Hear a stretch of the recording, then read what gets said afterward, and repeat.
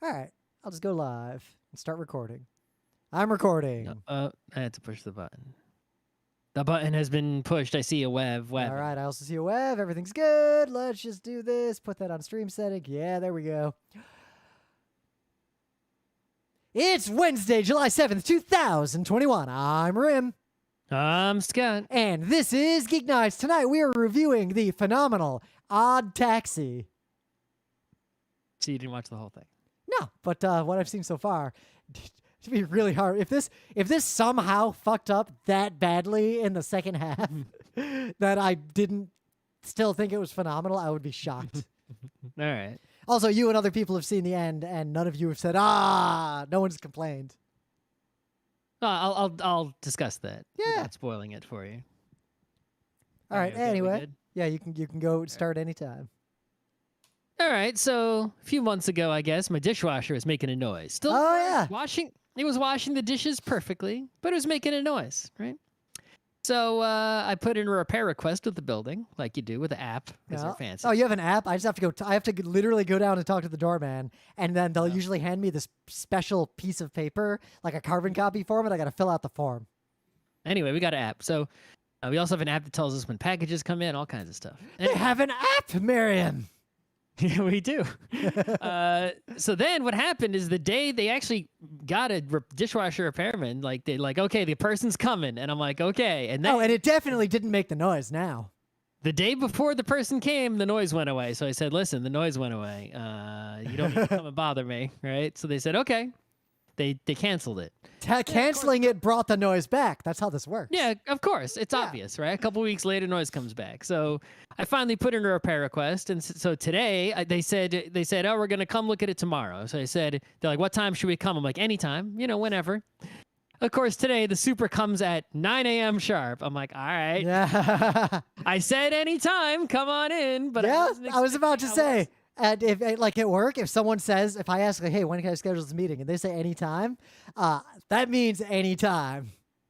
I'm like, all right, at least you're here. I'm not going to turn you away. Come in, check out the dishwasher. It made the noise. It reproduced its noise. Nice.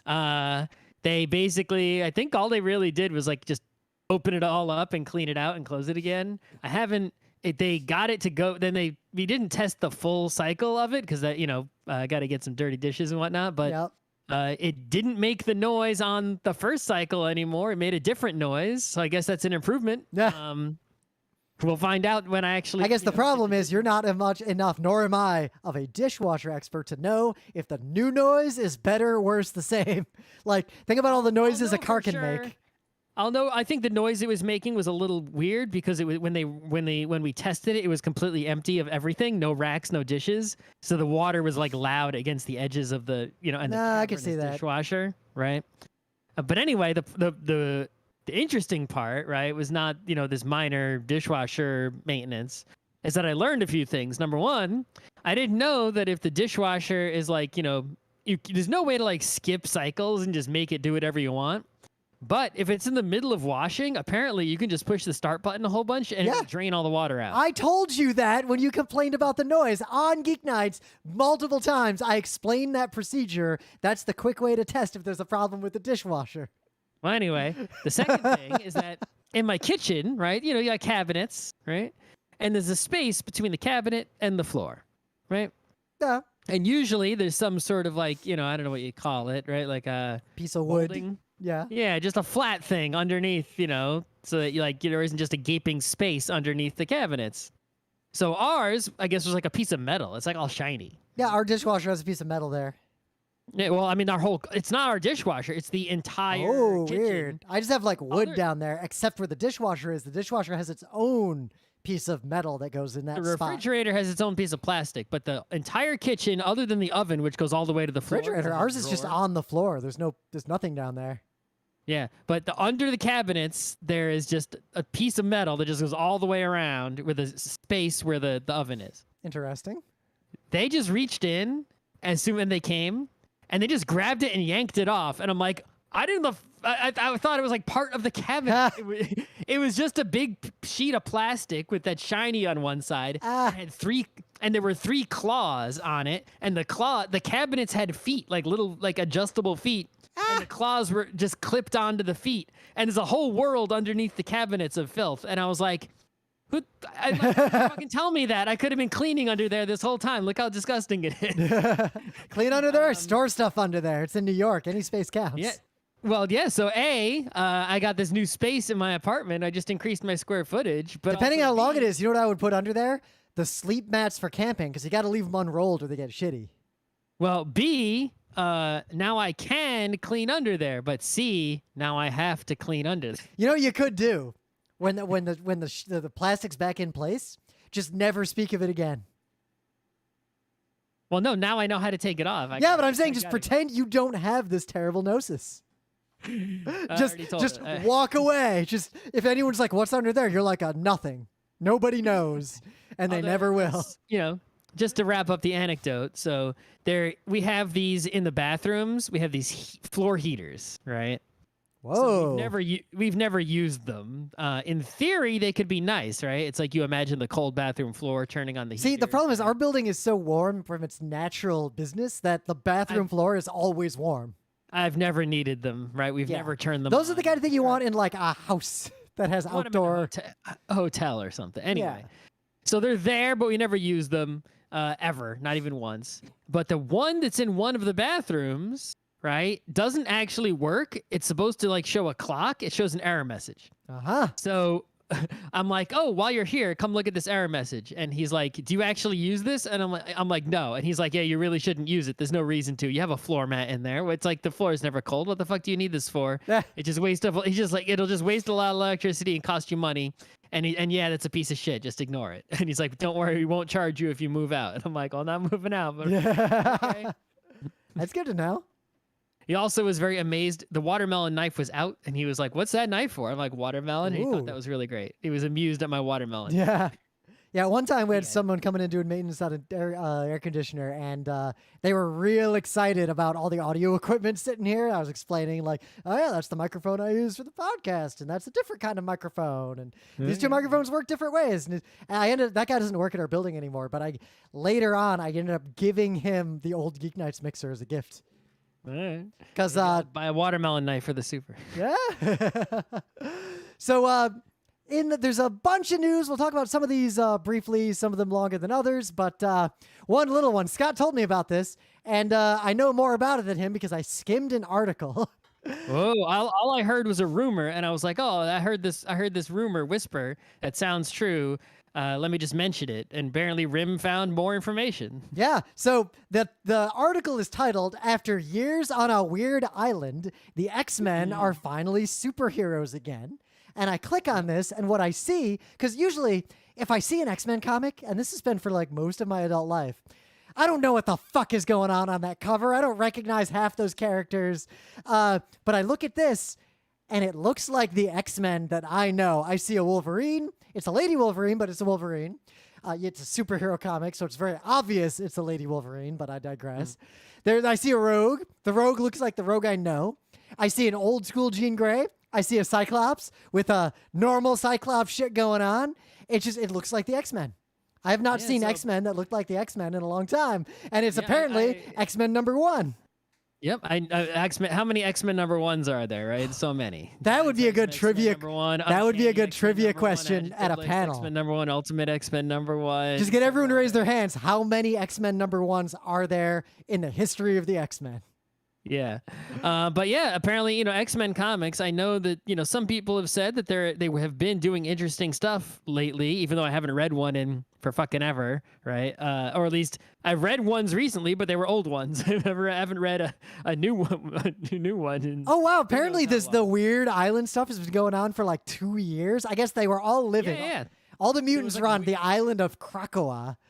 There was all this weird stuff going on. I think there were even vampires at one point. I don't know when that was. Someone's probably going to tell me it was 5 years ago. There have been like 3 different times where there were vampires, but I feel like one of those was a what if. And there was a sword thing, I think, right? So, sword thing? Yeah, it was an X-Men sword thing. I don't know what the details are, but apparently just today's Wednesday, which means New Comic Book Day. And so X-Men #1, I believe, came out today, and it's the most normal, what you expect X-Men to be X-Men, based on what I've heard. I haven't read it. in a long time. So if you're someone who likes X-Men, maybe now's the time for X-Men. What I think I'm going to do is I'm going to wait 6 to 12 months and buy the trade of X-Men number 1 through 6. Probably. All right, so they have a note here in the article. Is there any required reading? All of the X titles are heavily connected, but X-Men number 1 is an accessible introduction that doesn't get bogged down in this big island thing. So it's one, these times come around now and then, right? So now is one of those times. Last month's X-Men number 21 featured the debut of the new X-Men team at the Hellfire Gala, apparently. And the team responsible for this new X-Men number 1 was responsible for Planet X-Men number 1. Ooh, that's I like a space X-Men. That's some of the best X-Men is in space. Is Planet X-Men space? Oh, Planet Size X-Men number 1. Sorry. I don't fucking know. I just assume the word planet's in the title. It must be fucking space, right? Planet-sized X-Men. Are they just giants? I don't know. That'd be sweet. Anyway, if you care about the X-Men, you can look at this news. That is all I got to say, other than that it looks like the X-Men I know, and Rogue is just the Fox X-Men Rogue. Yeah. Another tiny news, right? So it's not Video Game Day on GeekNights, but SGDQ is ongoing right now. I've seen some awesome runs. The Mexican runner did the Battletoads Turbo Tunnel. Oh, I'm going to watch that later. Someone today did a GeoGuessr speed run. Ooh. Where they had to guess, they had to do 5 perfects. It couldn't be off by more than like 5 meters. If you don't know what GeoGuessr is, go watch it and you'll see. And of course, once they're doing it on SGDQ Live, right, they get the worst possible ones to give them a hard time. They're like, no, not Abuja, Nigeria. It's the worst one. Ooh, Game Boy Mega Man 2 is still going, and it'll end on Saturday. It's gonna end. Well, yeah, the finale is on Sunday at like 2 a.m. at 11. Yeah, it's Sunday the 11th on Saturday. Yeah. Effectively. But also their YouTube channel is their automatic pipeline of going from stream to YouTube is functioning, I think, better. It's been functioning well in the past, but it is functioning now better than it ever has. Like soon after a run ends, the clipped out video of that run is on YouTube, correct, on their channel. Like it doesn't. That's good to know, because I pretty much very rarely do I watch these actually live. I usually watch the VOD on YouTube as soon as it's there. Yeah, and also, of course, you can donate to MSF, and also, they always have their donation prizes. If you donate at least $250 in total over the course of the entire SGDQ, you gain effectively 1 raffle ticket at most, which is eligible for you to win many prizes that change over time. But one of the prizes is a kick-ass gaming PC. But that kick-ass gaming PC has an RT, a GeForce 3070. No. They're giving away a GeForce 3070 that has a bunch of shit attached to it. That's right. The computer might be better than the computer I have. I doubt it's better than anything I've got, but I guess I upgraded more recently than you. It's like a brand new top of the line AMD Ryzen whatever. AMD. Yeah. That's the best one. It's probably faster than my computer. The point is, $250 for a raffle ticket. It's like, well, you're donating, so you're not even losing if you lose, and if you win. Oh, how did I miss this FZero one? I got to watch that later. Snaking all tracks, GameCube, the GameCube one. Yeah, they've done that one before, but they did, Did they do snaking before? Maybe I just didn't watch it. Maybe I'm stupid. I don't remember them doing snaking on every track. Yeah, there's a lot of good ones, so check them out. I could snake on like 1 track in that game. I never got good at that game. That game was so hard. Mm-hmm. So some other little news. There's 2 things going on with Mappa, the studio right now, the anime studio. One of which is good news, but there's a big asterisk on that good news because of the second news. So Chainsaw Man, which we reviewed, didn't finish reading it, obviously, but Chainsaw Man. I read the latest volumes, though. Ooh, I'm a volume behind. It's I think I'm on volume. I think I read 5 volumes. I think. I continue to enjoy Chainsaw Man quite a bit. And a Chainsaw Man anime is coming, and what I'm going to link to is the news where Mappa debuted the footage recently, like last week. Chainsaw Man's first trailer is as gory as you'd hope. And that's what I wanted. Chainsaw Man, if it's an anime, has got to make Castlevania look like Child's Play. It doesn't have to be Apocalypse Zero. That's a whole different brand of things no one should watch. But Chainsaw Man's got to have an appropriate amount of gore and blood to do justice to those 2-page spreads in the manga. The only thing that I worry about with Chainsaw Man is that, like, I really need, they're collecting pieces of the Gun Devil, right? Yep. So if it ends up being an Inuyasha situation, I'm not going to like it, but I'll eventually give up on it if it just takes too long. Yep. But if they can manage to make it something that, ends after a reasonable number of volumes, right? Or at least wraps up the Gun Devil plot and goes on to a second plot or something like that. Because it's like, if I don't get a Gun Devil payoff by like volume 20, it's like, the Gun Devil to hold out. Whatever happens, there has to be a moment where I turn the page and the deal with the Gun Devil is the kind of thing like in Sanctuary where I go, oh, dip, when I turn the page. Yeah, it's like I think I gave up on One Piece after like 17 volumes, maybe, right? You made it further than me. Yeah, it was the Fishman fight that ended you. Yeah, I finished. It was like the Fishman fight was going on for too long, so I stopped buying it. But then I had already pre-ordered the next volume, and that was the volume where the Fishman fight ended. That reminded me that I liked One Piece, but I was like, nope, it's in 2 volumes. It's going to be another Fishman. I'm done. The problem is, I actually was trying to read like a few weeks ago randomly. I was reading like a spoiler sort of like synopsis of One Piece just to see like, oh, where did the show go? And that was okay. The problem for me was, much like the Wheel of Time, the synopsis itself was so long that I couldn't be bothered to finish reading it.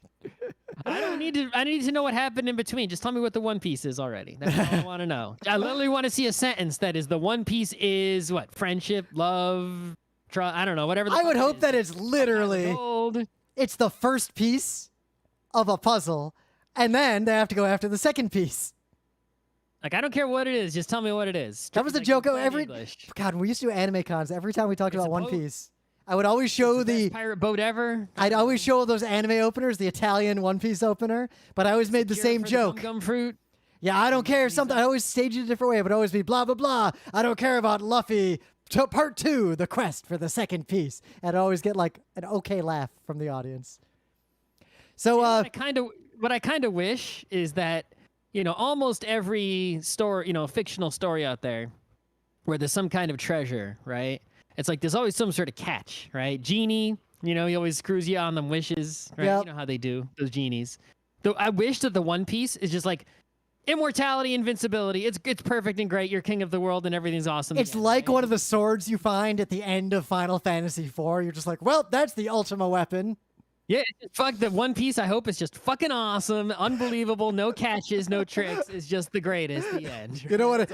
And then Luffy was the pirates. There were no bad pirates ever again. There you go, Scott. At the very end, they pull it out, and he looks at it, and no one watching the show can tell what the hell it is. And it just zooms in, and it just says the Heron Spear. Yeah, something like that, right? So I put an asterisk on that news because I'm legitimately excited about a Chainsaw Man anime, and the fact that Mappa's doing it is a big deal. But we know that the anime industry in Japan doesn't pay shit to the animators. Nope. And you got to work long ass hours and poor conditions and get paid almost nothing. And you think that it's bad, but it's so much worse than even the American animation industry in terms of just work-life balance. Bad. Yup. And turns out Mappa is paying way below even the paltry market rates in Japan today. So they're paying the equivalent of anime is already unethical. Yep. This is like double unethical anime. It's like the difference between the factory where they make the iPhones and the other factory that has, Uyghur labor. Yep. Right? That's even worse. So I gotta lay that. Yeah, there's another story I didn't want to talk about just because I didn't read enough yet. But I saw a story last night around how Chinese studios are poaching Japanese animators by offering them basically triple salary if they'll come to China and animate. And there's a whole thing going on with that, which could cause. If you want to animate and you don't mind going to China, and And honestly, when I say the numbers, like the actual China for any money, but some people would. Well, considering how desperate you might be, so here's the numbers from this article I'm going to link to. So the going rate, which is garbage tier in Japan right now, is about $40 US per cut. Like a cut of animation, $40, which is basically like being paid like a 7-Eleven like hourly employee. Yeah. Mappa is paying as low as $34 a cut right now. And in the article, the person they interviewed said the rate that this should be, which would already be pretty low, should be $134 a cut. That even still seems low. Yeah. I mean, Like $134 would get you like, an illustration from a furry fan artist, right? yeah, like the last time I commissioned... It doesn't even move. The last time I commissioned some animatics, like a minute worth of animatics was like $400-ish. So, yeah. It seems way low. So excited about Chainsaw Man anime, but I live in a society and I have to recognize that the Chainsaw Man anime is unethical even by the standards of the Japanese animation industry to date. It's double unethical, right? Yep. And it's hard to say what to do about this because this is like it's not like animation or anime is unique. Crush capitalism. Yeah. Yep. Like how often we talk about like how we're communists? We're not kidding. Like that's not a joke. That's not even an exaggeration in my case. Well, I mean, it's the thing is, you have communism and people think of like, the Soviet Union, and it's like, listen, the Soviet Union's, problem was they didn't have the computers and technology of now, right? Which would have helped, managing an economy. The irrational, weird behavior of the U.S. did not help them have a healthy alternative government.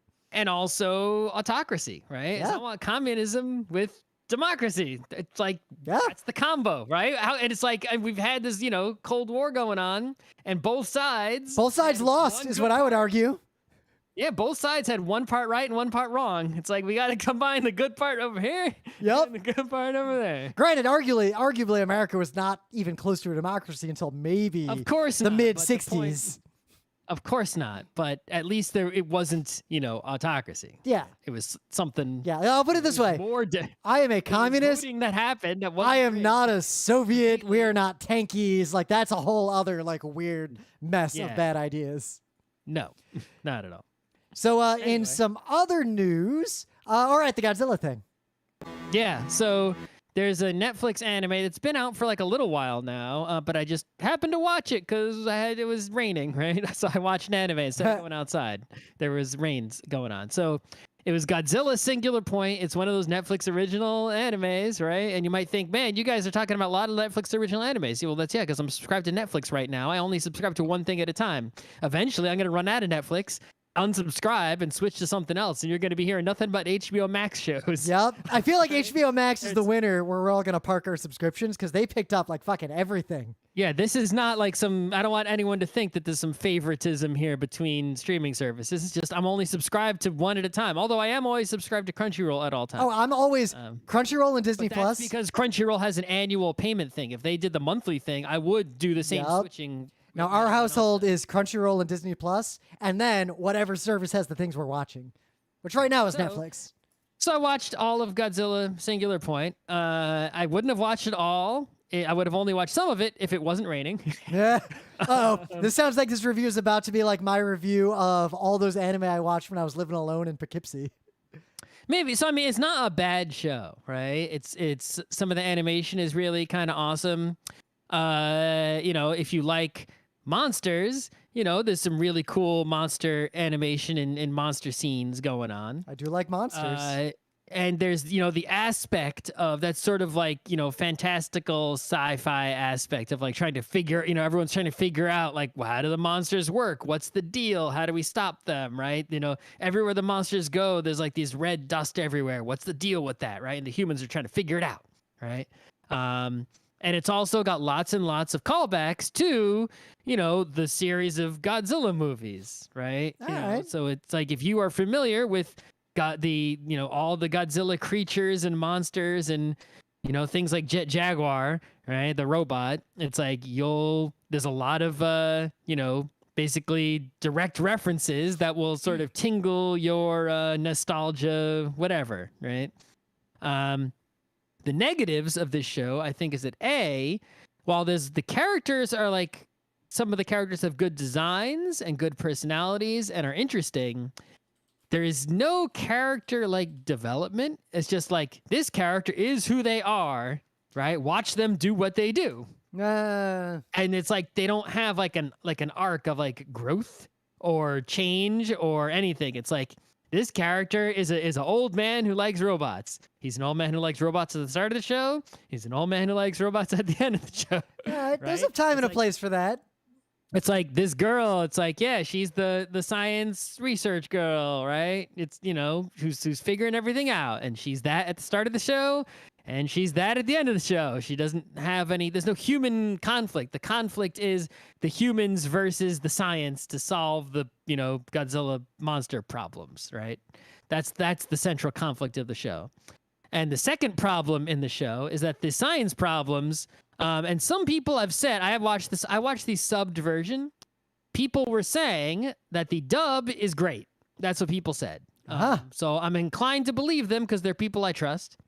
And while watching the show with subtitles, which is what I did, there's a lot of just like nonsensical science, blah, blah, blah, blah, blah, right? Proper noun, sentences that don't make sense, mistranslations of like, you know, like poems, like, you know, it's like, you know, they're like, they got the tiger poem in there, right, with the fearful symmetry as like a reference several times. Symmetrical, right? Tiger on fire. Right, and like, you know, that's a thing that was originally in English, but the subtitles got it wrong, right? It's like what? So people said the dub is actually more sensical. So that may be true. So maybe try the dub. If I guess if you're watching with subtitles and you get to a part where like the subtitles are like make no sense, you're like, what the fuck did they just say? That means nothing. Maybe rewind a little bit and turn on the dub and see what they say. Maybe it makes more sense. But yeah, it's like the central point of the show is like this humans versus science thing going on. And then you don't translate it in a way. I'm not saying like inaccurate, right? Yeah. But it's like in a way that means nothing. It's just like words. You're not following anything that's happening. Yeah, that doesn't really work. Like Star Trek, which was often guilty of that, would basically use all those words in a context to convey something to solve a problem, and then move past it. The show wasn't about those nonsense words. Yep. And then, yeah, I was also disappointed there was no payoff of monsters fighting each other. But at the end of the show, there's always that post-credits deal, right? And it's like, if they make more of this, which I think they may have said they were going to already, that might have monster on monster battling. So that might be worth. Oh, so you're into the monster on monster. Yeah, who is Anyway, yeah, all right. If it rains enough, I feel like I could watch this. Yeah, I think I think this is only for people who are like, if you're a real like Godzilla type fan, right? Then this is for you. If you're just like, you like a Godzilla now and then, you know, it's only if the hurricane is over your house, right? Nah. So similarly, I'll GeekNights something just really briefly because I know I'm really big into like Tuca and Birdie and the Owl House and all these other shows that Scott hasn't watched yet. But the Owl House is such a phenomenal show. Like as a kid's show, it's great, but it's also like there's a lot going on. I've talked about it before. Season 2 is coming out bit by bit, and I've seen enough of Season 2 to be able to say Season 2 of The Owl House, just as good, continuing on the same plot, the backstory of the world, everything continues to be intriguing, and I think it's going to continue to be the dark undertones are legitimate. This show is weird and dark and has a lot of sci-fi elements. There's fun stuff going on. So if you haven't watched The Owl House, watch it. Season 1 ends in a pretty good spot. And you don't have you could stop and wait for Season 2 to finish before you started it in case there's more cliffhangers. Season 1 will end at a point that you would be comfortable with waiting on. And Season 2 so far is great. All right. So I want to introduce a new segment to GeekNights, which we haven't done in, 100 years. This is breaking news. Yeah. So I'm temporarily, which means permanently, I've decided to call the segment Second Dibs, right? So the idea is that I've got some stuff and it's stuff that's still good and I don't want to throw it out in the garbage, right? But I've already given first dibs to people I actually know, like actual friends, family, close people, right? and they didn't want it. So the second dibs is for the listener, right? We're going to see if the listener wants something that I have that I don't want anymore. And if the listener doesn't want it, then, sometimes it might be something free. Sometimes it might be just pay shipping. Sometimes it's going to cost money, right? But if none of the listeners want it, then third dibs is going to go to eBay, Facebook Marketplace, some shit like that, right? So what I have for you is the first item up for dibs. And if you want the item, just contact us via any of the contact mechanisms that we have. There are many. Pick one, right? Yep. Our Discord, our forum, an email, Twitter DM, whatever. So I recently replaced my second monitor, right? So now I've got two 4K monitors now. So one of the monitors that I had, the two monitors, one of them broke. And it temporarily swapped it with an identical one that was rims. I gave rims back when I got my first 4K monitor. Which was good timing because my backup monitor that I was using in the kitchen finally died, and now I put this one in the kitchen spot. So my second non-4K monitor just got replaced, but it still works. It is a Dell U2410 Ultrasharp monitor. It is 1600 by 1200 resolution, 16 by 10 aspect ratio. Really good, color accuracy considering it's an LCD monitor. It has a absolutely ridiculous number of inputs: HDMI, DisplayPort, DVI, VGA, and component. You can plug a freaking Wii into this with like a component cable if you want to, right? It's really useful to have all those inputs. I'm kind of sad my new monitor doesn't have those. It's totally works. It doesn't have a stand because the original stand I got rid of, but it's VESA. It's VESA compatible. I put my monitors on arms. So my new monitor came with a stand that I'm not using. So it's on a stand. It's just not the stand it was supposed to go with. It's on a stand from a much newer, brand new Dell monitor. So arguably it's better. Monitor. It's an old Dell monitor on a stand that's designed for a newer 4K Dell monitor. So it looks a little weird from the back, but it totally works. So it's on a stand. It's just not the stand it's supposed to have. Not bad. I can give you with this. Oh, it has a USB hub built in. And I can give you with this monitor, I can give you a power cable. I can give you the USB cable so that you can plug it into your computer and then it will act as a USB hub, right? And I can give you a DisplayPort cable that is guaranteed to have all the pins so that it's not going to fry your computer. Meaning it's missing the pin that will fry your computer. Yes, I can give you a guaranteed, correctly working, safe, functioning DisplayPort cable. I can even give an HDMI cable if you tell me you need one. I can give you a VGI and a DVI cable if you ask for one too, right? I mean, if you want old cables for video stuff, we can hook you up. Right. If there's by default, I'm going to give you the cables I said, but if you need one of those other cables, I can give it to you. Right? Oh, doesn't it also have a built-in card reader? It does, yeah. Part of the USB hub is an SD card reader. It's USB 2, mind you, but there is a built-in SD card reader on the side next to the USB hub ports, and also because it has all those inputs, it does picture-in-picture. So if you plug in like several devices, oh shit, I forgot all those old Ultrasharps had that. I don't think the new ones have that. I think the new one might still. Maybe they do. I don't know. I've never touched that inputs. I've never touched this menu. Inputs, so it's not really. There's no point to it, right? But yeah, you could plug in, for example, a Wii on the component inputs, and I don't know, your laptop on the DisplayPort input, and then you could have like the Wii game in a little box in the corner. You could even move it around or like, whatever, and then have your computer, like you can do all kinds of picture-in-picture layouts with mixing the inputs together. It's pretty cool, even though it's an old monitor. So I bought this monitor for like $500 way long time ago, and I just replaced it with a $500-ish monitor, but it's so old. And also the monitor does have one problem, and that it is sort of yellowed. If you look at the monitor from like a distance at the wrong angle, you can see this sort of like, it looks like there's a yellow blob around the edges of the screen, and like only the center of the screen looks like it's the right color. But if you're sitting close to the monitor, just using it, like you can't notice at all. It looks perfectly normal. So there's some sort of yellowing. I think what's happened is that UV light, like there's these reflectors inside the monitor. Behind the backlights, there's like white reflectors that reflect the backlight back at the screen, right? Because there's no point in having the backlights shoot light out the back of the monitor. Yep. Right? It just makes the screen brighter to put reflectors behind the backlights. I think those reflectors supposedly have yellowed from UV light over the years. It makes right? 'Cause sense. Monitors from like who knows when, 2014 maybe. It's really old. So that might be the problem, but it doesn't affect the functioning of the monitor. So if you want this monitor, it's not gonna be free, but it's gonna be pretty cheap, right? What, like $100, you think? Right? I don't know. Yeah. That's, you know, Make for like make Scott an offer.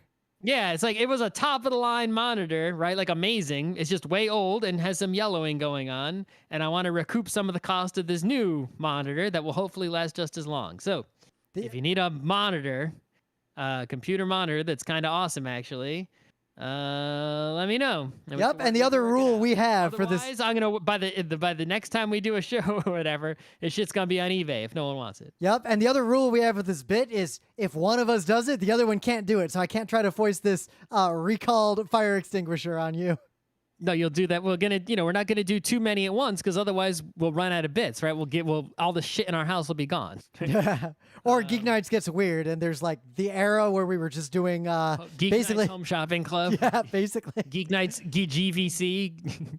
I feel like for the next one, you got to try to talk in that kind of tone. Like this monitor features an array of functions. Well, I'll do it that way. Most of them will be much shorter than this one, but just the monitor just had so many features. Nah. I think, like the next thing I'm gonna try to get rid of has, way fewer features. So. So actually, it's time for. Let me put a marker there.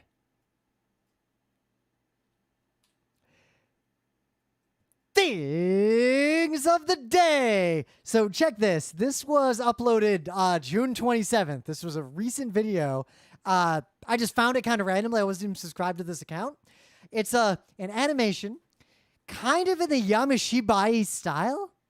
And it's basic. It's called Yokai Bob the Builder, and it is a like legitimately scary 4-minute long show where the title tells you everything you need to know. Yeah. You know what yokai are. You know what Bob the Builder is. Oh my God! And the moment when Bob the Builder shows up, he looks like one of those like Yamishibai looking yokai, and he bangs his hammer on the ground, and the couple in the house is just like, oh my God, oh, what are you? And he's just like, we can fix it, don't you think?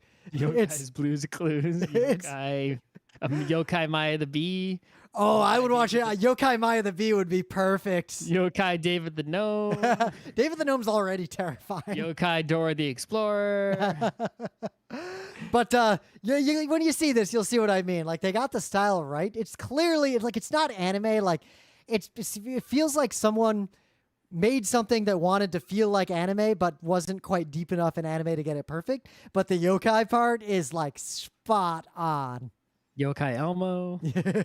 My coworker took their kid to Sesame Place. So we're talking about that. Yeah. So what do you got? Thing of the day.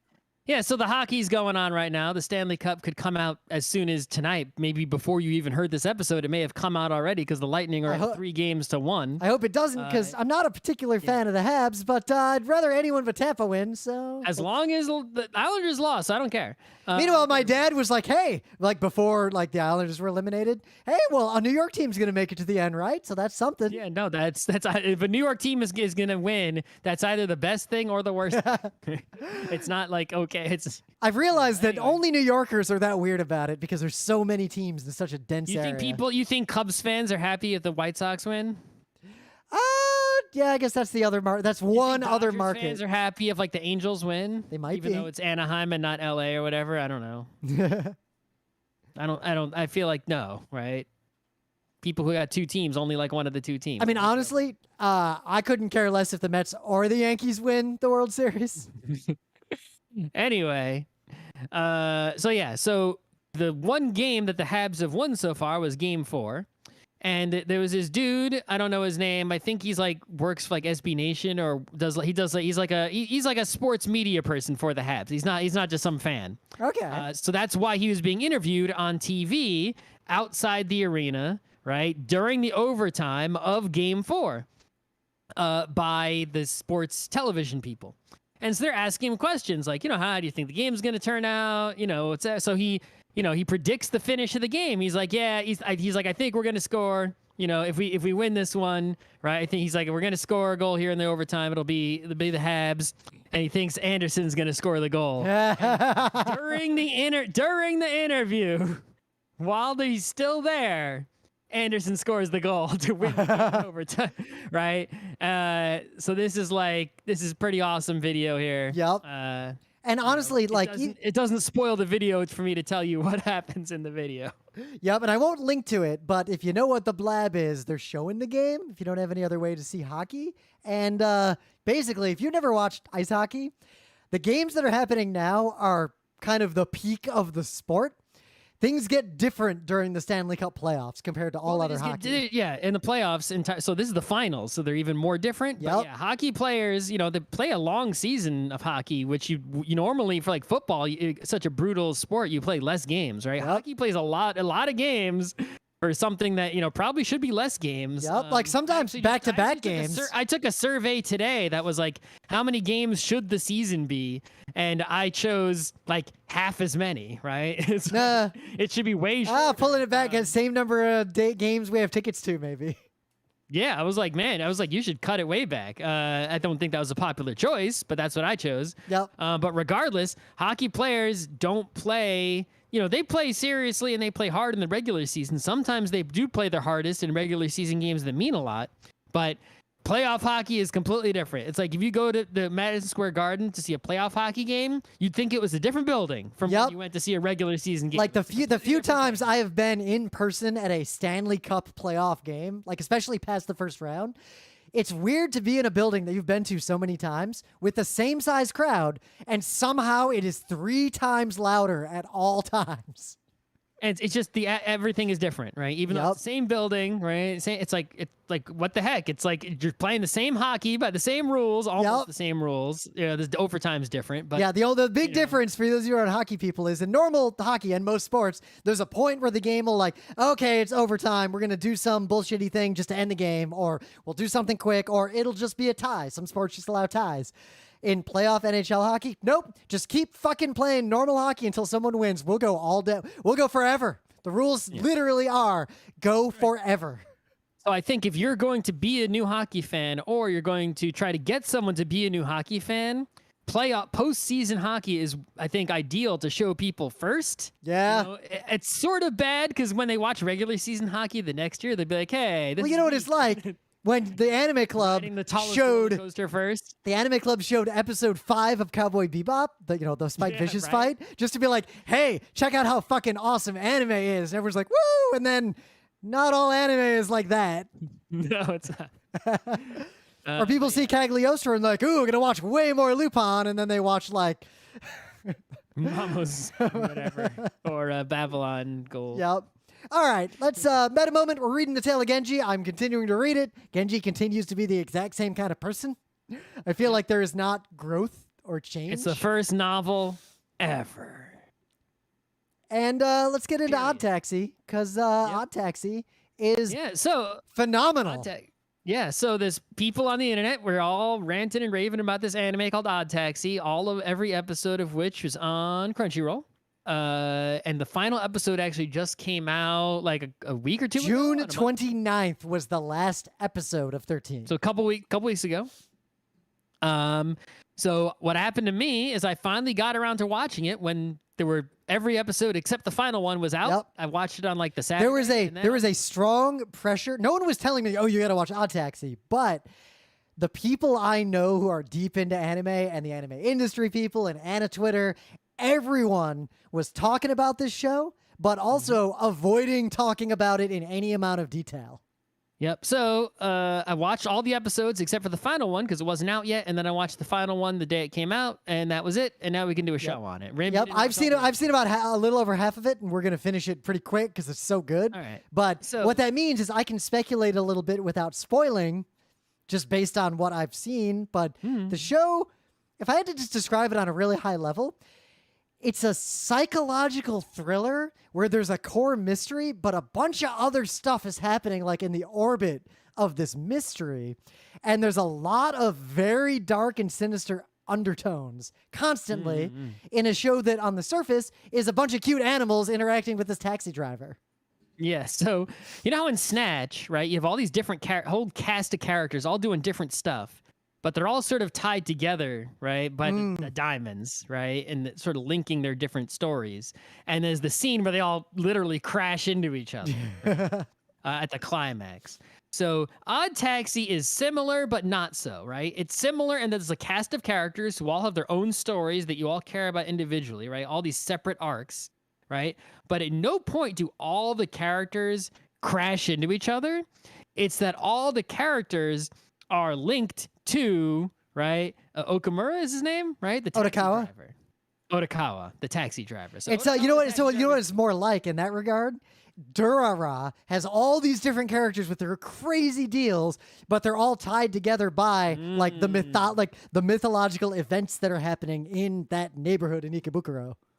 Yep, sure. Exactly. It actually reminds me of that show a lot in terms of that aspect of it, but instead of being, and it's a crazy anime bullshit, it's more like there's a paranoid agent weird thing going on that the show is like skirting the edges of something dark and sinister and foreboding. Yep. So you have this taxi driver. He's just a taxi driver, and he mostly always just drives like super safe, and he's sort of quiet and weird with people, right? You can tell he's like some discomfort, like being with people or talking to people normally. He'll be like sarcastic or whatever, right? And there's all these other characters who have their own plot lines that, you know, sometimes touch each other, sometimes don't. Some characters don't know each other at all. You know, some characters are very close to each other, right? They're part of like there's a gorilla who is like a psychiatrist who also is like the Otakawa, the taxi driver, goes to his clinic. There's a nurse that he knows there. There's this other monkey guy who, not a spoiler, easily gets scammed by a very obvious scam that happens in the real world. There's two brothers who are cops, and one of them seems like he's corrupt, and the other one seems like he's stupid. Right. So this like Otakawa. The Manzai duo I love the most. Yeah, Manzai duo is great. Right. So it's perfect. Right. So, you know, Otakawa is connected to the gorilla. He's his patient. Right? And the nurse there. Right. But what does the nurse have to do with the cops? Like, not much. Right. Nope. But Otakawa is connected to the cops. Right. He knows them. Like, he sees them. They pull him over sometimes. Well, that was something that stood out to me even in the very beginning, is that it starts out like he's just a taxi driver. But as the show goes on, it seems like these characters have interacted with him before and know a lot about him. And there's all these moments where he reveals that he knows a lot more than you would expect him to about some random thing. Yeah, he knows a lot. He's all these people are in his taxi spilling the beans on all kinds of stuff, thinking he's just a taxi driver, right? There's like this whole plot where all these different people keep coming up to him and like they want his video from the dash cam, like constantly. Right, so that's the central mystery at the start of the show, right? Is that supposedly there was some Yakuza boss, right? A Yakuza boss's daughter who is missing, and or, you know, that no one knows. Just right? missing. It's like it's the talk of the town. Like that's the news recently that this girl is missing. And the cops were looking for them, but then stopped looking. And then it's strongly implied, but never shown, that the Yakuza boss daughter took a ride in this taxi, and basically they don't say anything, right? But they imply that she was in the taxi. You never see that she was in the taxi. They never show that, right? There's this dash cam footage, so he has video of everything that's happened in the taxi, and people are trying to get him, you know, to give them the footage, right? He, you know, stuff happens there with that, but you never are shown the footage, right? You have no idea what would happen. And also he's talking to someone in his apartment who's in the closet, literally the physical closet, right? Not metaphorical closet. And they don't talk back to him. So you don't know what the fuck is in his closet. Is it the girl? Is it what? So is it nothing? Is like he like having seen, like if you watch a little bit of the show, there is no one in the closet is a viable theory. Yeah, is he just talking to himself? It's like you have no idea. But there's this strong implication that he may have, right, kidnapped, or not, maybe not kidnapped, but maybe she intentionally, like, you know, befriended him, and like he's hiding her because that's what she wants. That's heavily implied but no one knows, and that's sort of like this beginning spark mystery that sort of spirals and connects all the other people and their mysteries and their deals. Yep. Right, And throughout the rest of the show. at least for the first full half of the show, the implications around most of these characters get more and more sinister, but they never quite full on reveal a lot of things. So the show ends up feeling like a really tight psychological thriller where the tension's just slowly building episode by episode.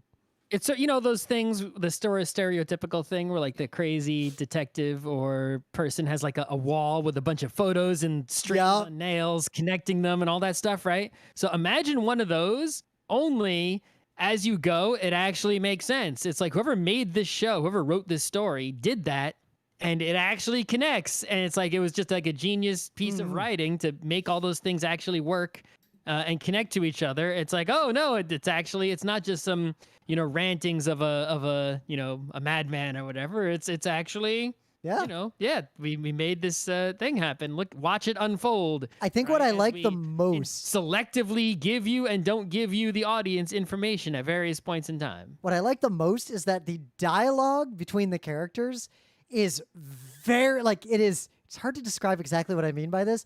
It is very precise, and it reveals exactly what the show wants you to know. And characters will say things that imply a lot of other things that will cause you to speculate about the motivations of other characters. I'm being vague on purpose because the show's a mystery, and I'm not just going to spoil anything. Also, people talk to each other the way, I think, at least according to the subtitles, the way people talk to each other, right? It's like... But like little subtle, like the taxi driver seems kind of unaware like a taxi driver sometimes, but when he's talking to some people, he'll just say something that makes it very clear he knows way more about what's going on than he's letting on. But then in other situations, he is like very clearly surprised by what someone else said to him. Yep. So the different sort of groupings of the plot, right, is there's the gorilla nurse guy. Yep. There's the social media guy, hippo. There's the mandrill, Dobu, the criminal. I'm making quote fingers. Who's on the loose that the whole town is like after for various reasons. The whole town is Tokyo, but that live streamer guy is like, I'm gonna get you, you criminal. Yeah, so he's an actual gangster, that guy. Yep. Right? Like actually doing crimes, but he has other motivations.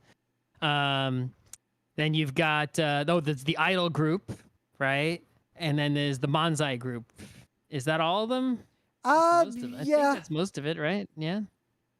I mean, the Idol group has like the 3 members we know about, plus the manager guy who's clearly up to something, and that other guy in the background who's clearly in on it. So there's these sort of connections between the groups, right? It's like there's a connection between one of the people in the Manzai group and one of the idols in the Idol group. There's a connection between the criminal guy and not the gorilla, but the nurse, right? Yep. Who's a alpaca, llama, whatever.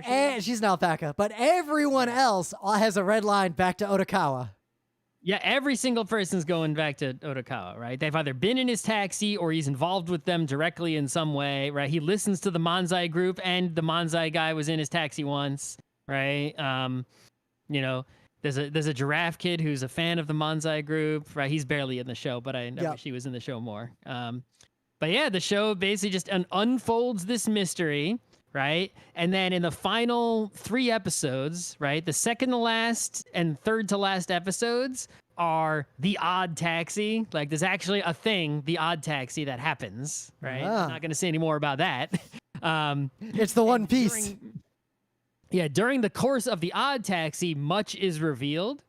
And then in the final episode, right, the final episode on the one hand is like a great ending, and on the other hand could be viewed as disappointing depending on your perspective, because what they do in the final episode is it's almost like an epilogue. It's plays like an epilogue, right? But it's actually like, usually an epilogue is like years after the ending. This is like, no, the ending, but it plays like an epilogue. They literally it's like someone went down a checklist of every loose end, right? And was like, all right, we'll do this one and and this one. And it's like literally every single one in the last episode, every loose end, every question you had, They just go one by one. They're like, and this is what happened to this, and this is what the deal was with that, and this is what that was about, and this explains that, and so and so and so, all in that one final episode. So that is in some ways really satisfying, because who the fuck does that? There's usually some hanging shit. Yep. Right? But they left nothing unknown, other than the future, of course. But you know, that's always unknown. Well, no, that was a spoiler. The world doesn't end as a result of the odd taxi. Oh, I guess not. The story about a taxi driver is not an apocalyptic tale. The funniest thing, we watched a couple episodes, and we both had this image of, if this were a live action show, like, it could work. But we just imagine great live action. Oh, I imagine Bruce Willis specifically playing Otokawa. Is that just because he drove a taxi in Fifth Element? No, but it's because of like his attitude and like his dialogue, and like I just imagine a sort of slightly slovenly looking, like middle-aged Bruce Willis sitting there having those conversations, because Otokawa has these moments where he seems really like schlubby, but then he'll just get this hardness about him out of nowhere. I like, that's the kind of thing that Bruce Willis does pretty well, and I feel like he would be like that. That's the kind of actor I would set to play Otokawa in the live action adaptation. The only other thing I can say about the show is, if you're one of the people unlike me, right? If you're unlike me and you value surprise highly, right? Because I'm not spoiling the show just out of courtesy, right? Because obviously I won't do that, but you can spoil it for me. But I already seen it all. Is that, I think a lot of people avoid spoilers because they want to be surprised. The show may surprise you, depending on who you are, right? I don't know about that, but basically, while it was nice to see all those resolutions, I was not surprised by anything, right? Yep, we've made Emily and I, as we're watching it, have made some specific predictions, and we're very. I don't even know what specific predictions you have made, but I will just knowing the fact that you have made a prediction and that you are an intelligent person who can read subtext and see Chekhov's guns hanging on the wall and things of that. Oh, this show is so full. The Chekhov's, everything's are everywhere. Chekhov's arsenal, yeah. Just knowing that you are someone who can recognize that, I'll bet 80% chance your predictions are probably just dead on, right? It's that kind of show where it's like, yep, it is what you thought it was. But it doesn't take away from it, right? It doesn't need surprise, because what you thought it was great, right? Because what I like about it is to be surprising. Just the character, the tension in almost every conversation any character has is palpable, and that is what drives this show forward more so than the mystery itself. And the other thing I can say is, in terms of, we always talk about the great anime, or the one where you end an episode and you are compelled without even thinking. Your body just moves on to the next episode. It was real hard to stop watching this show last night to go to bed. And like, even The Great Pretender, as much as I liked it, I could be like, okay, that was enough anime for tonight, I'm going to bed. But this show was one of those rare shows where if we were in college and I'd watched one episode of this. Well, it's also so short. It's only, 12, 13 episodes? 13 episodes. But if I'd seen one episode of this in college, I would have finished it that night no matter what. Yeah, it's not long. You can finish it in 6 hours, right? Well, I mean, we used to watch all of Cowboy Bebop in one go, basically. Right, yeah. So the last thing I want to say about the show, the thing I like about the show the most, right, is not even this very well-crafted, mystery plot with all these characters and all this, right, which is all awesome. Yep. It's just simply the atmosphere of the show. Yeah. Right? It's like, if you're, I don't know if you've had this experience, we have, but I don't know if other people listening, the listener has, right, of like, you're in a hotel in some city and you wake up early and you go out and it's still dark, right? And it's quiet and the street's empty mostly, but there's some people around, right? The desk person at the hotel is there, right? The one guy with the taxi who's going to drive you to the airport is there. Yep. You get to the airport, it's empty, but there's the one person there at the airport desk to take your bag. Yeah, and a lot of the characters are the kinds of people who are up and about during that liminal hour. You go to the bodega that's open at 1 a.m. to get something. Only the bodega guy's there on the street. And it's the same bodega guy at 1 a.m. every day. So if you go in at night at that early hour every day, then like it's you two see each other every day. You're part of each other's landscape. That real life atmosphere of being in a city place that would normally be crowded and busy, but it's dark, quiet, and empty, but you're not completely alone. There's someone else there, but they're not a person you're close to. They're some sort of stranger that you're with, right? At a weird hour. But possibly a stranger you recognize but don't know. And that part is... And it's a stranger that you're going to interact with, right? In some way, even if it's just capitalism, right? Well, just like the kinds of conversations Onikawa has with his passengers, like you might as well just taken that out of someone else's dash cam. Right. So that atmosphere, that feeling, the show doesn't always have that atmosphere at all times, right? There's parts of the show where it's crowded daytime, right? Other things going on. But a lot of the show, especially earlier in the show, is just that atmosphere almost all the time because it's about a guy who drives his taxi. And, oh, did we mention he doesn't really sleep, right? So he's driving at night. Well, you know what else it reminds me of? Because of his insomnia and because of the... Not again, I haven't seen the whole show. It is implied that he is mentally unstable, and it's also implied by the way other characters... He's seeing a gorilla, doctor, right? But it's implied that the other people around him also pick up on that in the show. And I don't know if you ever saw it, there's a movie, The Machinist.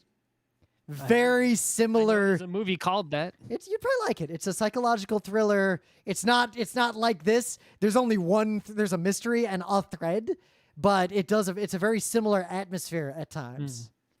The point is, there's something about that atmosphere that I don't know, for some reason I like it even in real life. Shared liminal spaces like pre-dawn, late like that. Yeah. Right. So if I experience that usually you're experiencing that in a movie or television show, right? You're not really experiencing that so much in a book that often, right?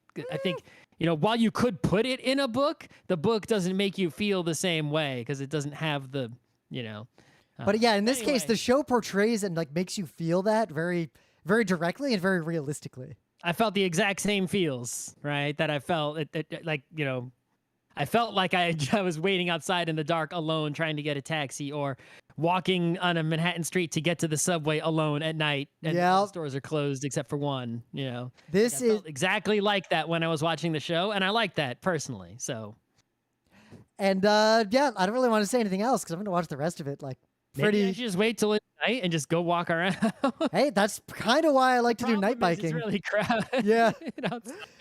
Like to get the full night biking experience. I know we went night biking that other time. I do it in the winter and Yeah, but like to get the real night biking experience, you got to start later and go further. Like do it in Manhattan instead of Queens. But anyway. Yeah. Anyway.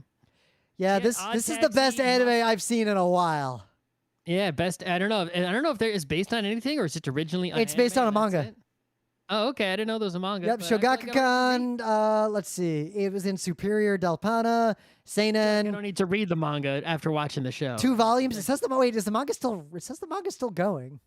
Whoa, is there more? I don't know. Let's see. The series aired. I'm looking to see what the deal is with the manga because I only learned the show ends. Oh no, the manga is an adaptation of the anime. Okay, we don't need that. Then. Yep. I see no reason to read a manga adaptation of this, considering how good this is. Yeah, that's you're good. All right. Yeah. So, but if I will say this: if you're gonna live your life and you think you're gonna survive, you got 6 hours of time in your life that you're not gonna like pass away soon, right? You can spend the 6 hours to watch Odd Taxi, and you could do much worse than that. I would actually say this is one of those shows where if you like anime at all, just watch the show. Don't why even just go watch it. Even if you don't like any anime. I was gonna get to the second part. I'm gonna tell my mom to watch this because she would love the shit out of it. Watch the Odd Taxi, yeah, sure. Both our moms would like this show a lot. Yeah, I think everyone. I can't think of many people who wouldn't like any adult humans that wouldn't like the Odd Taxi. Even the straw man who is like, oh, animation is for children and I hate it. If you actually get him to watch even a few minutes of the first episode, it's hard to imagine a person who is not intrigued by what is going on. The only person I could see being turned off by this is one of those, people who can't see past the surface level and is like, oh, this animal people. Can't deal with animal people. Yeah, someone who's like that, who's so, closed-minded in that way or like can't see past that. That's the only person I can imagine or like a child, right? Wouldn't I think younger people probably wouldn't enjoy this. They might think it's a little boring, and it's a lot of social commentary stuff going on, Yeah. especially with the social media guy and the game playing guy. Oh my god, the game playing guy. The episode where you get that guy's backstory was so well written. Oh yeah, When you were like his mental dialogue, like he is narrating his own life, and the way he like he actually accepts responsibility for the shitty things he's about to do was just an interesting note.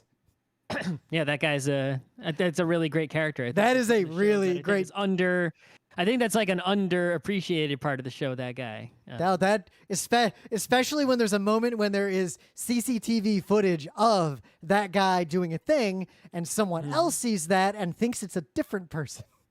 Yep. But yeah, watch The Odd Taxi, and I'm gonna go get food. Same.